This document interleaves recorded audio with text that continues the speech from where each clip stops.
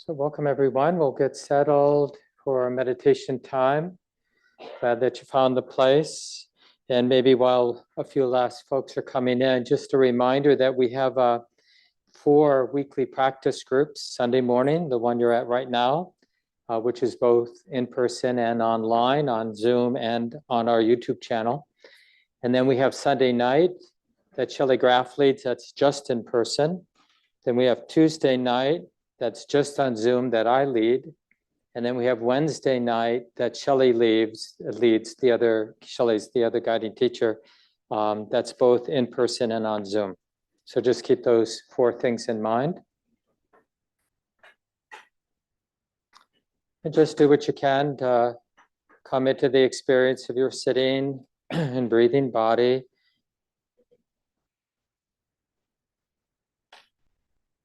We don't need to focus on the body because quite naturally our sensitive heart is already sensitive to what's moving as sensation here. So it's more about simply receiving what you're feeling here in the moment, the sitting body, the breathing body. Clearly aware that it's like this, including all the sounds that are moving.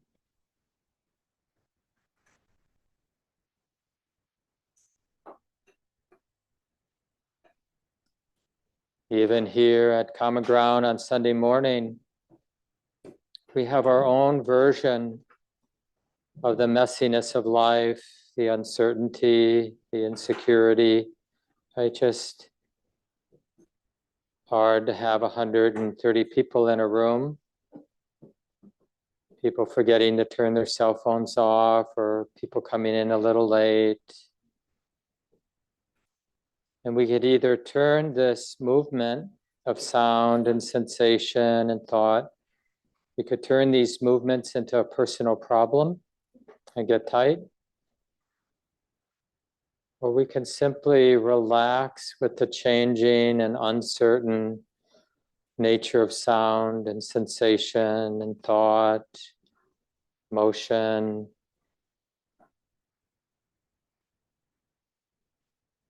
In other words, can it be okay that it's like this, that all of this is moving now?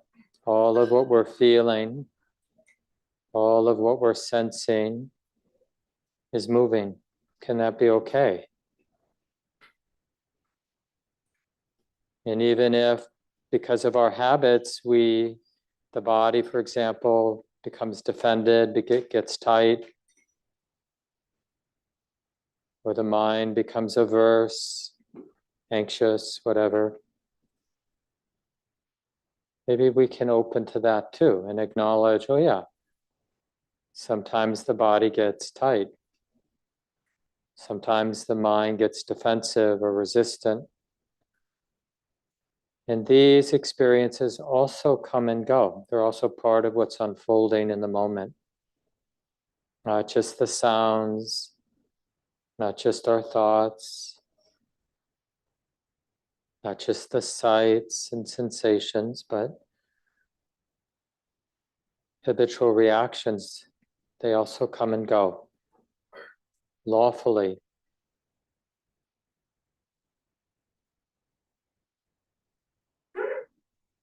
So what we're doing now, whether you're at home on Zoom or here in the room, we're practicing being open and, in a sense, exposed and at ease with the changing conditions. So both sensitive, even intimate, and at ease with what's moving.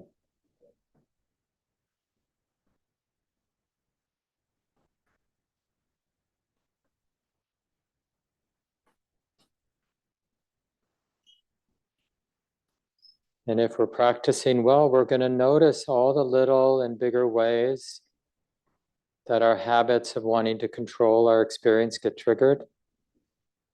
wanting something to end or wanting something to continue. So what wisdom understands is, oh yeah, it's like this now.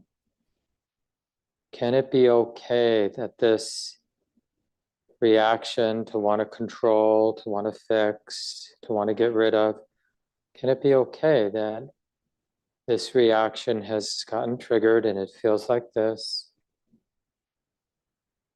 So it's different than any thought we might have of trying to be perfect, perfectly free of reactivity, for example. And instead, we're learning how to be okay with whatever it is that does get triggered, does begin to move in our experience.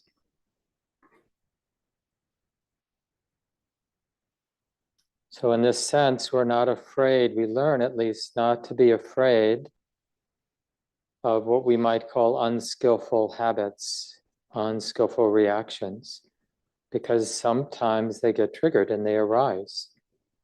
And it feels like this, it looks like this. When those habits get triggered, can this be okay?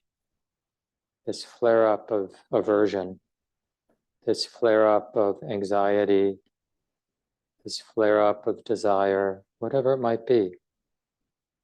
You can even drop that question in a kind way. Can this be okay? Can I feel this? Can I relax when it's like this? Knowing that everything comes and goes. So let's continue in silence for a while now. Just do the best you can. Use your bodily experience of sitting and breathing right here and now as a kind of anchor to return to. But we're not excluding the totality of our experience. We're just using the bodily experience of sitting, the bodily experience of breathing as a kind of anchor to return to. It's a useful gateway to the present moment.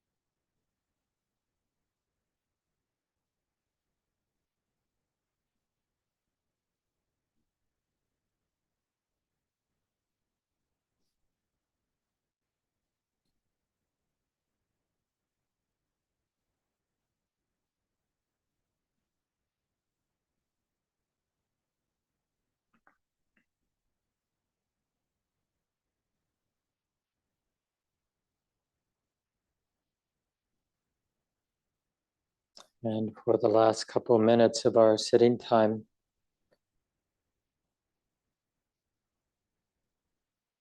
being aware of how many experiences of the body and the mind have come and gone. And even now, of course, sound is heard, a thought is noticed, an underlying feeling is felt. And like this, one moment at a time, it's like little mini births and deaths of experience.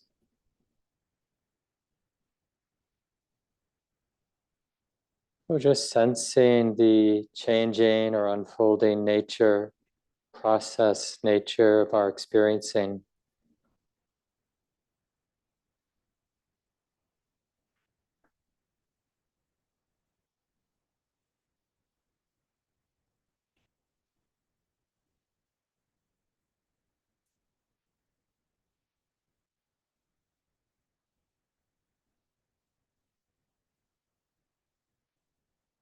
Whether we're tuning into sound, hearing sound, or tuning in to feeling, sensation, or tuning in and noticing mental activities.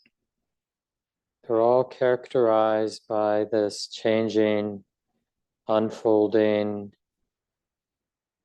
process.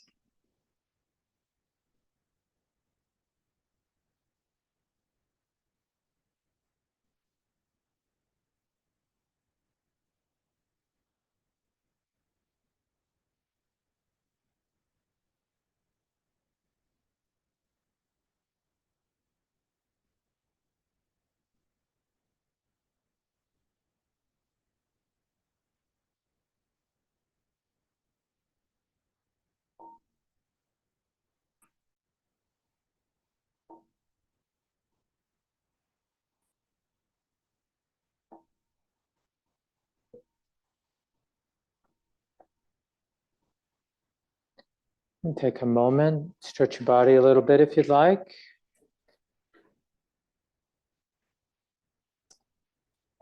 Glad to see everybody in the space, and especially happy that people online, people on Zoom were able to make it today.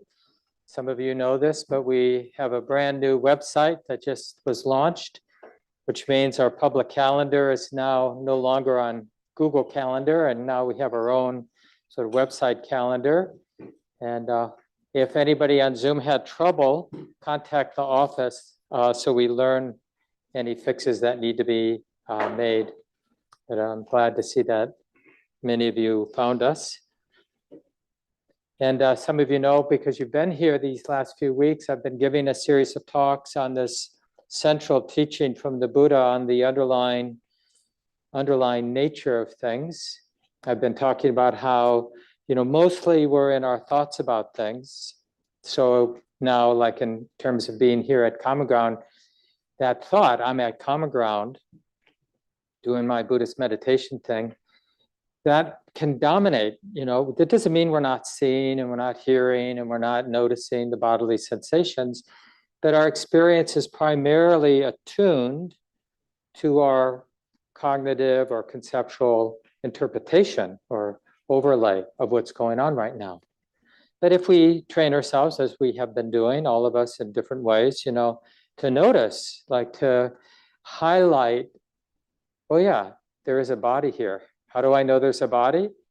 Because I feel this unfolding of bodily sensations. Do you feel it? But it's so easy for us to be oblivious. We can go through much of a day and be unaware there is a body. There is this unfolding stream of physical sensations, pleasant, unpleasant, the whole range, always unfolding. We can be oblivious to that. In the same way, we can have lots of thoughts and we can be identified with the thoughts, but it's much more rare to notice mental activity as a present moment phenomena. Oh yeah, that's just a thought. That's just a mental image. That's just that wave of emotion. So not the content of the emotion or the content of the thought or mental image, but it as a mental phenomena, something that arose in the mind and soon changes, soon passes away. And same thing with all the 5 physical senses, and in Buddhism, the 6th sense, in a way, another gateway to experience is mental activities. These are the 6 ways we know the world, through sight and sound and smell and taste and touches, and by knowing mental activities, thoughts and feelings and things like that. And whatever one we pay attention to of these 6 ways that we experience, the underlying truth is it's an unfolding process. It isn't a fixed thing. But that's our habit because we orient around our thoughts. If I do hear a sound, pretty much I've classified, oh, that's the sound of a car. I've made it into a thing. I heard a car. There's a car out there. But the sound isn't car. The sound is, that pitch and loudness or whatever that direct sensory experience of sound is. Or if I see a car, the visual experience, the raw visual experience isn't car. Car is a concept. But seeing, the shape, the color, the amount of light, that's just that. It's just that sense contact through the visual, our capacity to see visual forms or hear auditory experience or sense the tactile experience of touch or smell smells or taste tastes, right? We're sensitive in these ways, and we want to understand, like it's not that we want to reject the conceptual. We need it. The way we can abstract my experience. Oh yeah, I'm at Common Ground Meditation Center. It's here in Minneapolis in North America. And I'm sitting up front giving a talk about the Buddhist teachings. Right? That's a useful way to abstract my experience, especially if I'm going to communicate with other human beings. But in a more direct, immediate sense, there's seeing being known and hearing being known and touches being known and mental activities being known, to some degree smells and tastes being known. And the truth of that level, that more subtle level of just direct sensory experience, including sensitivity to mental activities, the truth of it, as people who've been coming to these talks the last couple of weeks, is that it's anicca, dukkha, anatta. So these are 3 Pali words, very important in the Buddhist teachings. Anicca is the changing nature. Dukkha is the unsatisfactory nature. That experience, because it partly due to the fact that it's unfolding, it isn't a thing, can't really satisfy us. We've had a lot of experiences in our lives, but I think it's fair to say that nobody in the room or on Zoom is completely satisfied, fully, forever content. Let me know if I'm wrong, right? So that's what we mean by, even though if we're fortunate, we have a lot of nice experience, those nice experiences don't satisfy us. But we tend to think, yeah, but it will, but it doesn't. And so we just want to ground, align with that truth. Doesn't mean we have to avoid seeking nice experiences, but our relationship begins to change. I might do this fun thing this afternoon, or I might, buy this thing, but I'm not going to pretend that it's going to provide lasting satisfaction. So it changes our calculation. Oh, so maybe I'll buy it because I can be a better human being, or I can take care of other people, have more time. There's lots of reasons to do things in the world than thinking that it's going to fully satisfy me. You still might want to take a vacation, but we're not putting this load on the idea of me taking a vacation like it's going to save me, because it probably won't, So this anicca, dukkha, anatta, and anatta is the impersonal nature. Now, it isn't so much that you or I start believing that everything is changing. So today, the last 3 weeks before I disappear for a month, I'm going to be teaching in Massachusetts for all of December. So I have 3 Sundays, Today we'll do Anicca, the changing nature. Next week, the unsatisfactory nature. And then that last week in November, the impersonal nature. So these are like three angles on the way it is. But we keep missing it because we're mostly superficial, just getting by, lost in our thoughts about things. We don't have the good fortune to be interested enough, to have the supporting conditions to be clear enough, that stability of present moment awareness, to really sense what's always here. We've always been swimming in the changing, unsatisfactory, impersonal nature.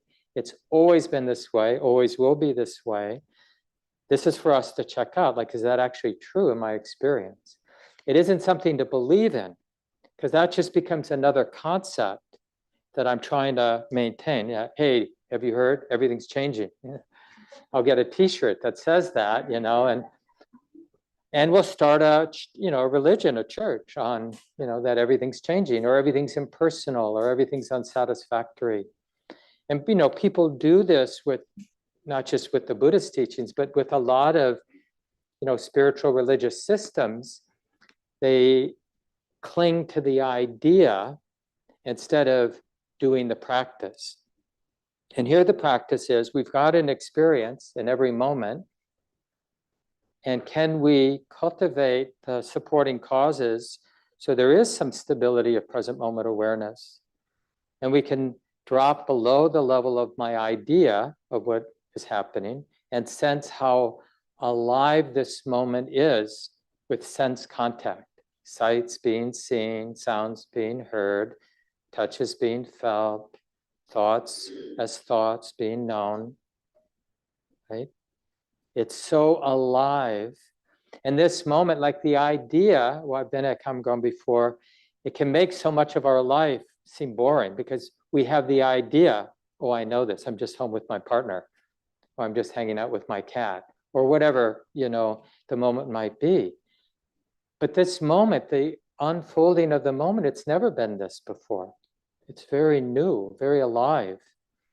And we sense that at times, and we think somehow it was a mystical experience, but we were just opening to the truth of the way it always is, that it's lost to us because we're in a sense, even trapped by our thoughts, our mental interpretation, that ongoing narration that's going on back there. You've ever noticed, right?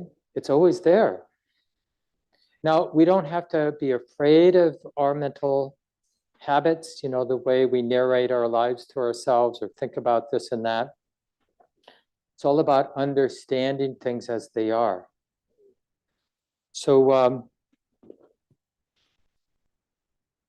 it's our way of addressing the root issue. As human beings, we have, especially as lay people, we're not professional meditators like the nuns and Buddhist nuns and monks might be. And even they rather, they have duties and responsibilities too. But, as lay people, we have lots of duties and responsibilities to feed ourselves, to feed our families, to provide shelter, to somehow figure out how we're going to deal with our needs to belong and to contribute. And then there's the sort of wider world that needs our attention. There's so much suffering, so much injustice, so much mistreatment of other people that needs addressing.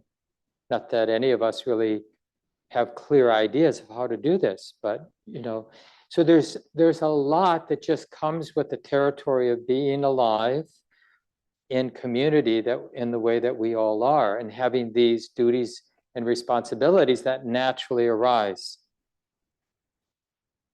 And we have to participate on that level. There's no way to avoid it.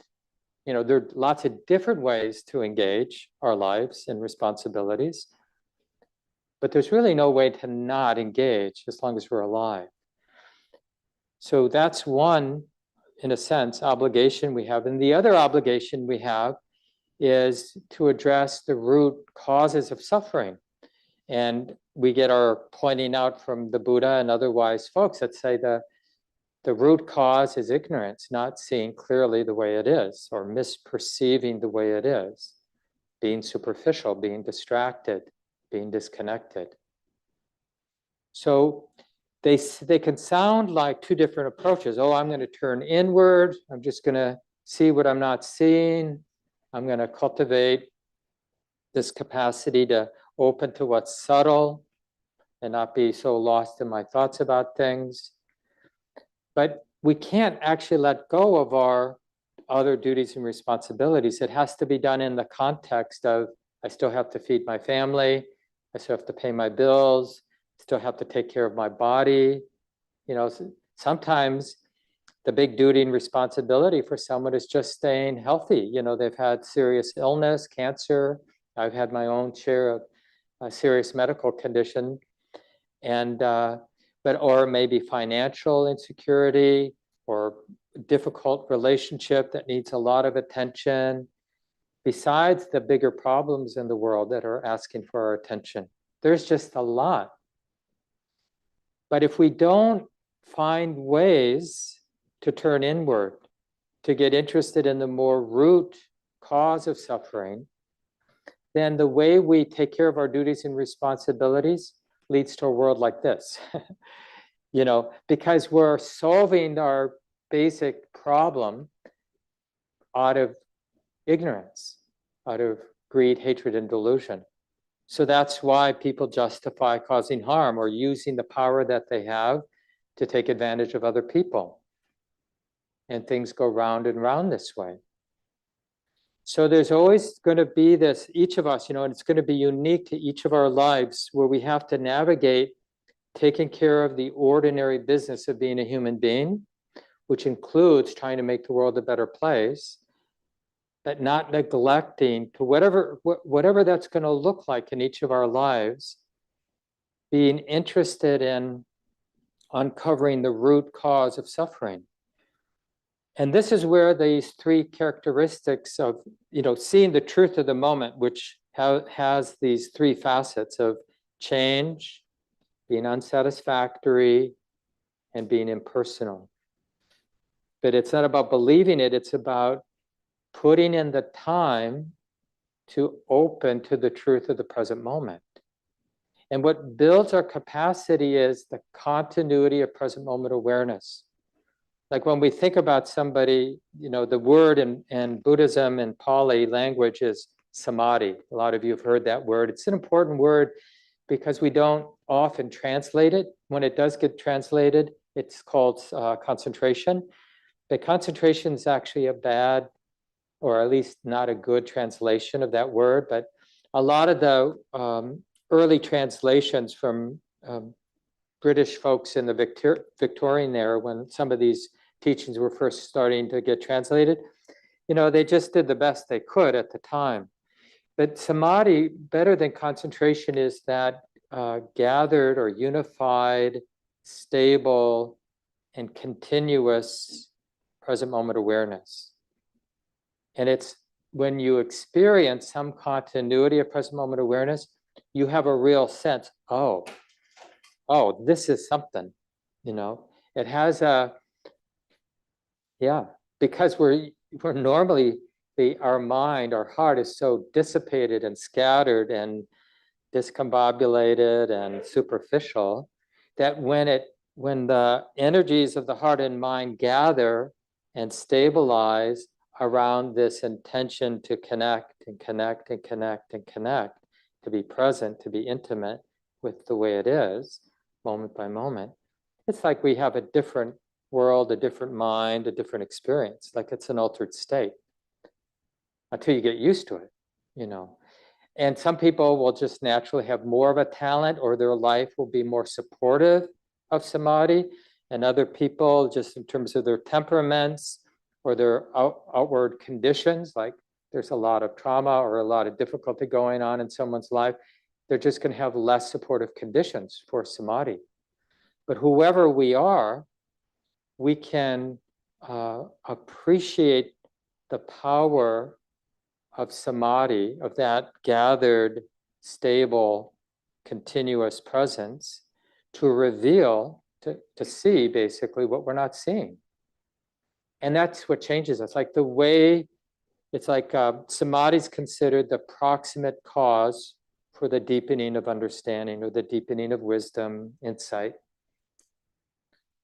So if you want more insight, more wisdom in your life, deeper understanding, spiritual understanding in a way that's functional, that changes who you are, how you navigate your lives, then according to the Buddha and many people like myself who've undertaken the teachings and practices for a long time, it's like, oh yeah, this is just definitely true.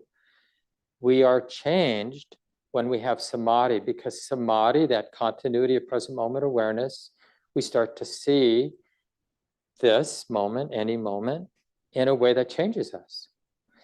And so in that way, it's not like we change ourselves, we expose our mind, our heart, to the way it is. But in order for me to expose my heart, mind to the way it is, I have to stabilize present moment awareness. And I have to do that with some continuity. I have to keep returning. It's not enough to be fully present in one moment, but to sustain that. So that's why, and this could be misinterpreted, the Buddha's emphasis on sitting meditation can seem like, well, you're just avoiding life, right?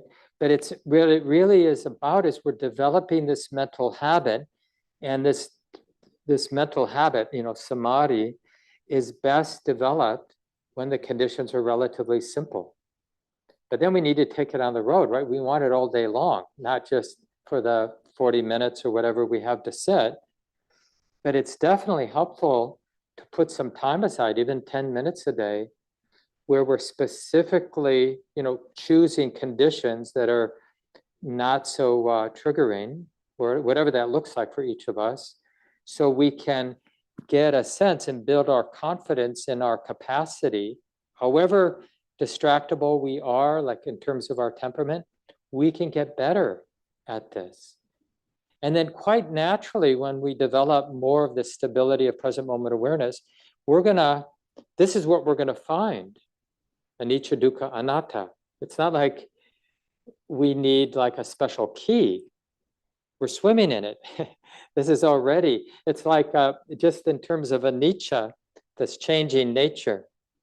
Now, this is mostly on an intellectual level, but for some of you, it will just hopefully be useful to realize how radically uncertain, ephemeral, impermanent things are.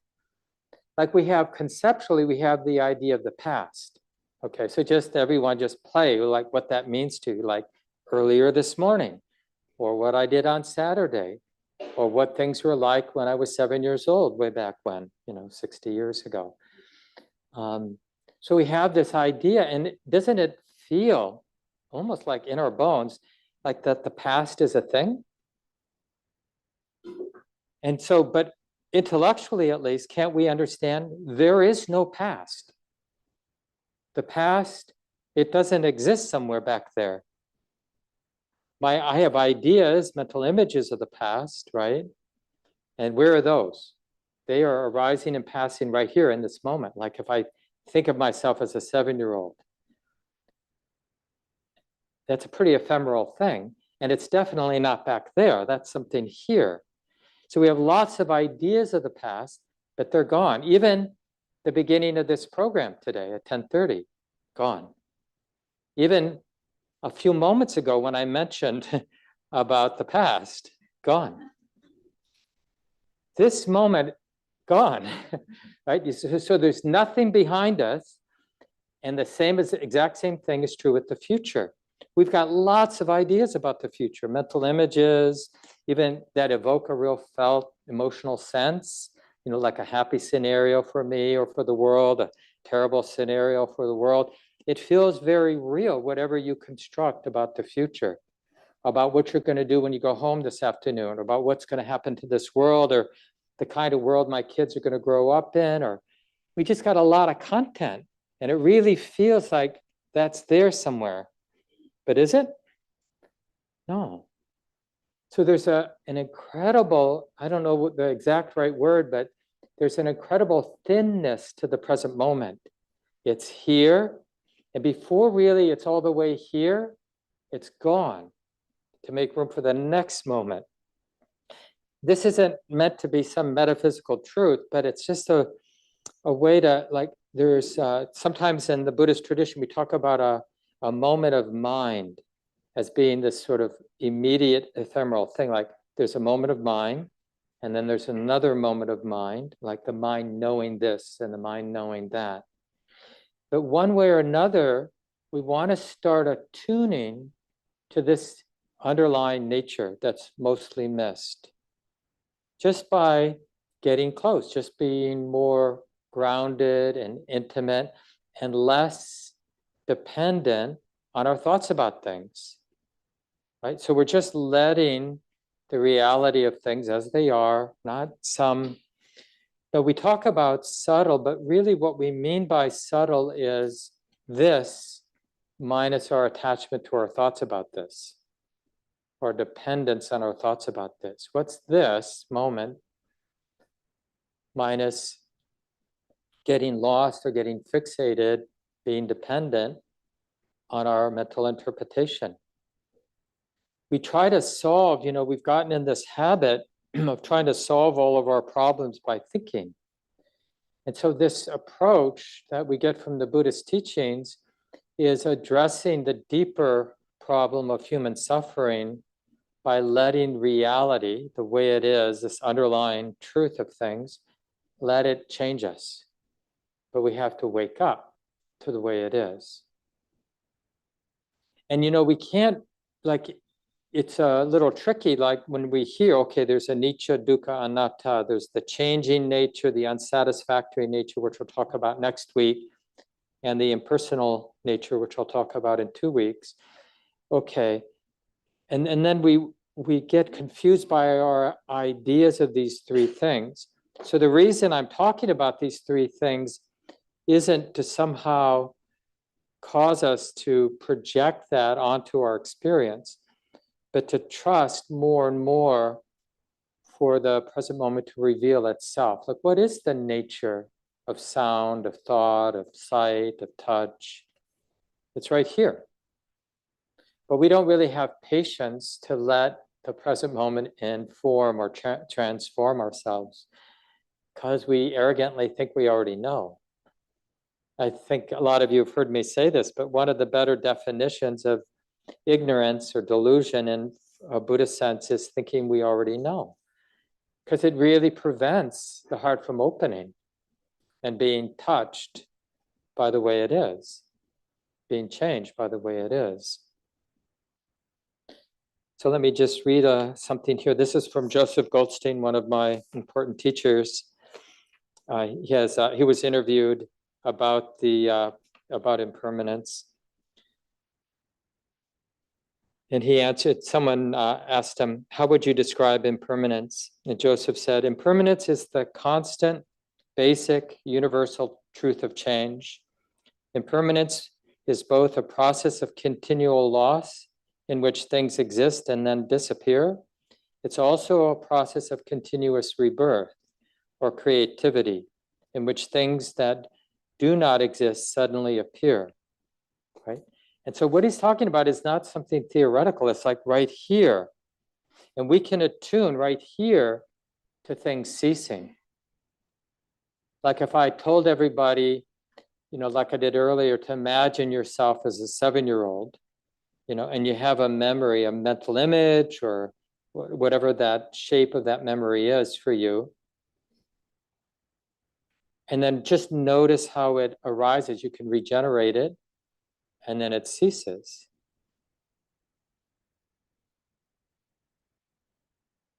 I had Sister Mary in first grade, So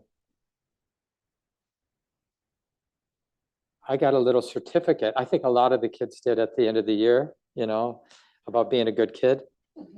Anyway, like these are memories. So that, and we can notice how it just like burst forth. Like it wasn't there 10 seconds ago, that memory, but now it's there. Like that's the birth. And then after how long? It just is gone, right? And I'm wondering, like, when are those leaves on that tree out there going to fall? Or, when is this talk going to be over? Or whatever it is, right? And that's the birth and death of something else. and on and on. And even today, like even though it's only whatever it is, 11:30-ish, how many births and deaths have there been? The sort of something arose in our experience, and for that to arise, something ceased. And whatever it is that just arose is soon to cease. Oh, this is like it is so radical, and our heart, our mind has the capacity to be clearly aware at this more subtle level that's always here, but is being missed. And we're changed by that. Let me finish reading this. We can see on this momentary level in meditation, we can see on a momentary level in meditation, for example, sounds, thoughts, or sensations continually are disappearing and new ones arising. We can also see it very clearly in the ordinary circumstances of our lives.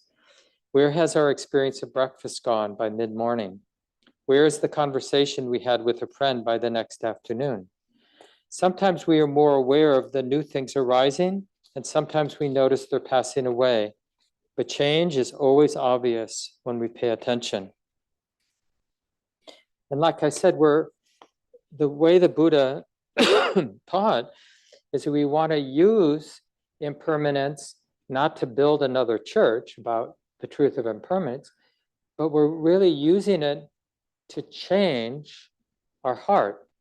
And what do you think bringing in the truth, like integrating, aligning with the truth of change, how do you think that's going to change us? It really affects the habit of attachment. Like, you know, you go home, let's say you have a partner at home or whatever, a good friend, and to realize that whatever it is, this relationship, this connection we have, is something that arose and lasted and will cease. And your car, let's say you have a new car, it was built, you purchased it, it's yours, technically, legally, and then that will change at some point.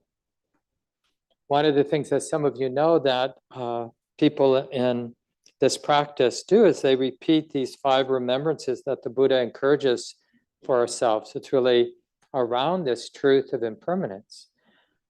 I'm of the nature to age. I have not gone beyond aging, right? So whatever age you are right now, it's not a permanent thing. If you're sensing yourself as being young, I can guarantee that that will not always be true.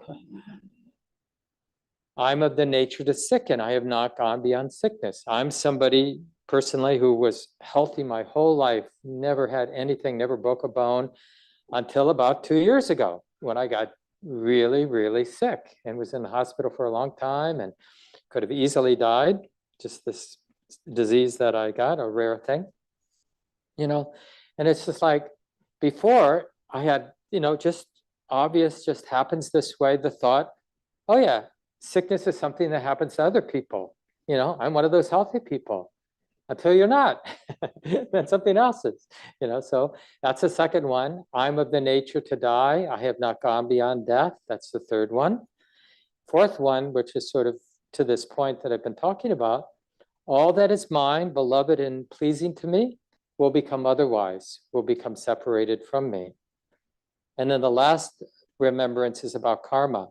Just I am the owner of my, like whatever seeds I've planted, whatever actions that I've acted out, even including my thoughts, the words I've spoken, acts I've done in the world, anything that sets stuff in motion has affected me, right? Because I'm the person who said that or thought that or did that, right? So it's just really owning that we're how we relate, how we think, what we say and do, it's planting seeds, it's setting stuff in motion, and I will be the owner, the recipient of that karma. So these, the Buddha reminds us or invites us to reflect on every day, these 5 remembrances. So impermanence is sort of living in alignment with change is not a small part of the Buddhist teachings. And it's not because, you know, It's not like this depressing thing. Oh, you should, don't be fooled by permanence. You really should align with impermanence. You don't want to set yourself up. It's actually liberating. It's freeing. This is from, some of you know Thich Nhat Hanh. He's a wonderful, well-known teacher who passed away about 5 years ago, Vietnamese Buddhist monk. He's a real activist as a Buddhist monk in Vietnam during the war, and went to Paris for the Paris peace talks in the late 60s or whenever they were, and they never let him back in, which was a boon for the West because he taught in the West for many decades before he passed away. He spent the last couple of years back in Vietnam. They finally let him back in. And by the way, in the chat, Nico will put in for the people on Zoom and people here in the room, I always put together some resources for people who want to do a little study related to the topics. So just go to the calendar from our website, find the calendar, look for this Sunday morning program, and you'll see a link for the Google Doc that has, I have quite a bit of nice articles that you can read or things you can listen to if you want to do a deeper dive. I think the title of this article by Thich Nhat Hanh is Long Live Impermanence. Nothing remains the same for 2 consecutive moments. And I'm skipping a little. The Buddha implored us not just to talk about impermanence, but to use it as an instrument to help us penetrate deeply into reality and obtain liberating insight. We may be tempted to say that because things are impermanent, there is suffering. But the Buddha encouraged us to look again. Without impermanence, life is not possible. How can we transform our suffering if things are not impermanent? How can our child grow up into a beautiful young adult? How can the situation in the world improve? We need impermanence for social justice and for hope. If you suffer, it is not because things are impermanent. It is because you believe things are permanent. When a flower dies, you don't suffer much because you understand that flowers are impermanent. But you cannot accept the impermanence of your beloved one, and you suffer deeply when they pass away. If you look deeply into impermanence, you will do your best to make them happy right now. Aware of impermanence, you become positive, loving, and wise.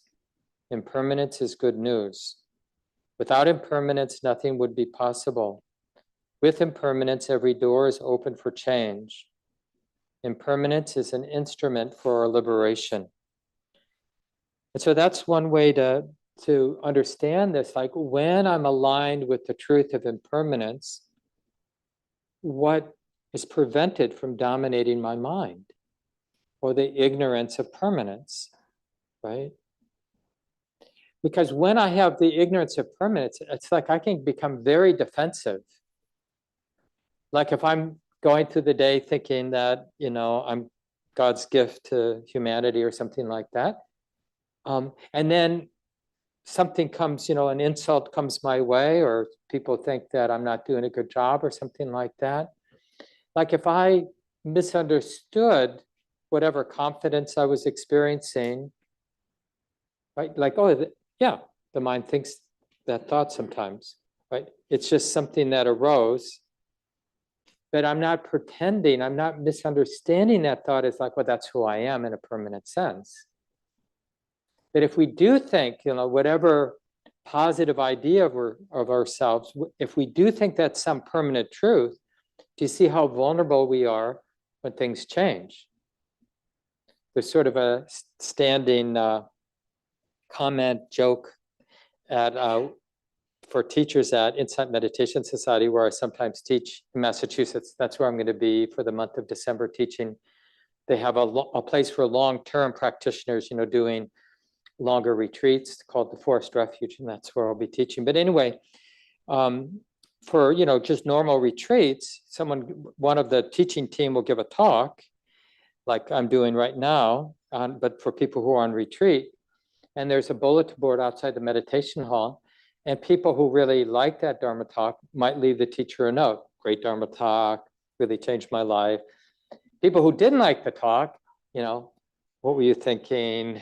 Didn't understand you. I don't think that's what the Buddha said, or whatever. So there's praise and blame. And the question is, if we have this sort of thing we're fixed on, like that people should think I'm good, well, then we're really vulnerable when people don't think we're good. Or even it can go the other way too. We think, people are going to think I'm not good. And then we can get thrown off balance when someone gives us some praise. Like, what are you trying to get from me? So it's like, you see that integrating our lives with the truth of impermanence, it really prevents the mind from getting established anywhere. Do we really need to have fixed views to be a good human being, take care of the world, show up in the ways that are appropriate to show up? Doesn't mean, not having a fixed view doesn't mean we don't make choices or can't make choices. It just is about how we're relating to the choices that we're making. We're relating to them, we're holding them lightly. Yeah, this is how I see it right now. I'm not sure how I'll see it later. And given that I'm seeing it this way right now, this is what I'm going to do. And there's just so much more learning. I mean, we see that one of the problems in our world is that people are doubling down on what they think they know. And then a lot of our psychic energy is defending what we think is right, instead of using our energy to get clearer about what it is, the way it is, right? Because it's often ambiguous, it's often complex, changing, right? Truth isn't like this, right? That generally isn't the way. And that's why, like and not just in Buddhist practice, but any human being that, just cultivates that stability of present moment awareness and becomes more sensitive, right? What they come down to is not like a fixed idea of what's right and wrong, but more on the level of intention, like what intentions are trustworthy, like the intention to be kind versus the intention to take advantage or to be mean, to be hateful, right? It's like, I trust that intention. I trust the intention to be generous. I don't trust the intention to be stingy. They've done research now these last few decades in Western universities around happiness. It's interesting that like even on this social science level, this spiritual interest in like, well, what are the real causes for happiness? But so anyway, in this whole field in psychology around happiness, they have the research has pointed to this idea that there's sort of a set level. Each human being has a set level of happiness that's pretty resilient. The ups and downs, things change in people's lives. But when they check with that person, they have some methodologies for how they ask these questions, but basically are you happy? They keep saying they keep reporting that their happiness is at this level. Even though a lot of things are changing in their lives, they keep reporting this sort of set level of happiness. And so what the researchers were interested in, well, what actually significantly changes in a positive direction people's happiness that's resilient, like continues over time. They were like a 6 and now they're an 8 in terms of how they're sensing their own degree of happiness. And one of the few things that actually changes, because like you might win the lottery and then all of a sudden you're 8 for a little bit, but pretty soon you go back to where you were originally, even though you've got, millions of dollars now because you won the lottery. So it doesn't change your set happiness for a long period of time. But what does is intentional generosity, like doing something for others, serving others, being good to others, helping others, when you're not obliged to do it. Those two conditions, then that changes people, how they report their level of happiness. Now, this is something we can check out for ourselves, just this sort of, well, let me try that out.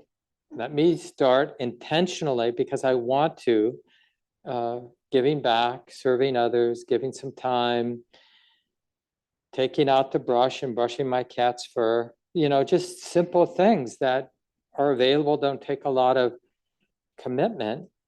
And will it make me happy? Will it change my degree of happiness in the world? So this is the thing that Thich Nhat Hanh's pointing to, that because of the truth of impermanence, it's really part of this understanding of, in Buddhism, what we call the law of karma, that actions have consequences. How I'm relating, the kind of intentions that I'm living out of, like the intention to be kind instead of aversive, it matters. It changes things. So you see, this goes back to what I said at the beginning. We've got two things we need to do. We have to participate in this world in order to feed who we need to feed and get shelter and be connected with each other in the ways us mammals need to be connected with each other, and all these sort of things, and make the world a better place. But if we're ignorant, we don't actually know how to do that. But when we align with this deeper truth of our experience, then we really start to see the kind of lawful nature, like how we set suffering in motion and how we set release from suffering in motion. If we don't know the root causes of suffering, we're likely to just keep replicating the causes for suffering. And that's what we see in the world. How many, like if we study history, I've said this many times, if we study history, a lot of the terrible things that have happened, people thought that they were taking care of themselves. Well, this is what needs to happen. We need to invade these people. We need to exterminate these folks. They're a threat, or whatever. We can justify all kinds of terrible things because we're not seeing clearly the way it is. We're not seeing the consequences of what we're setting in motion. We're not connected to anicca, dukkha, anatta. So next week, I'll talk more about the unsatisfactory nature of things. But like I said, there's lots of resources online to study if you want to do a deeper dive. Maybe one of the program hosts can see if the kids are here. They're going to sing a song for anybody. We ask people to stay for the children's song. And then there's always optional small group discussions for 15 minutes. So usually 11:45 to 12 noon. People could just stay, and then Maddie and Crystal and Minna, who are here as our program hosts, will help organize people into groups of 3 or 4, thereabouts.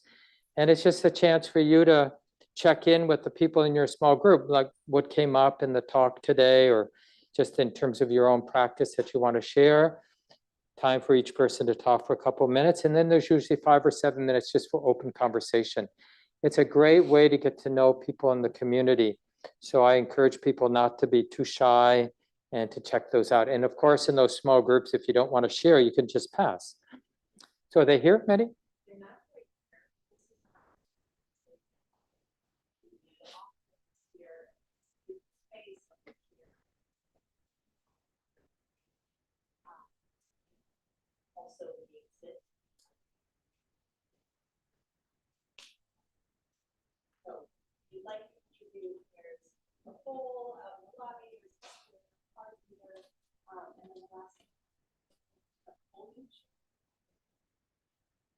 Yeah, and I'll mention this Saturday, Shelley Graff and Philip Cryan are going to do a day-long workshop for activists, people who are engaged, trying to bring the practice out into the world.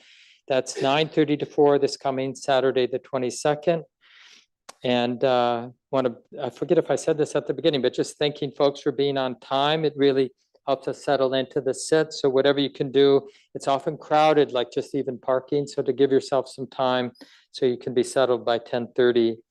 And Kathleen and Mark and other of our garden leaders are doing a work day today, right after this, 12 to 2. It's a great team of community volunteers making our garden beautiful. For people who don't know, when we purchased this place in 2006, it was all asphalt. There was no garden around the building. So just to see in that 15 years or whatever it's been, I guess, is it 15? No, gosh, it's getting close to 20 years. Anyway, a lot's happened. Great, I'll leave it there. And maybe we'll just pass on the kids today because I think they're late. So stay for the small groups. I think Lucy's here for people online for small groups. And then hope to see